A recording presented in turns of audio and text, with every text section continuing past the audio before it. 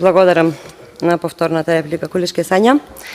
Едно да ви кажам. Воопшто не сме преокупирани со Социјалдемократскиот сојуз, бидејќи со разлика од 175.000 гласа, одговорно тврдам да ние имавме пад за гласови, но вие имате потоп.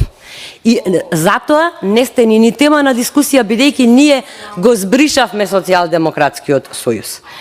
Од друга страна, во поглед на дивоградбите, можам да ве уверам дека секое девијантно однесување ќе биде казнето. Сигурно сте го слушнале тоа многу пати, изговорено од страна на нашиот премиер.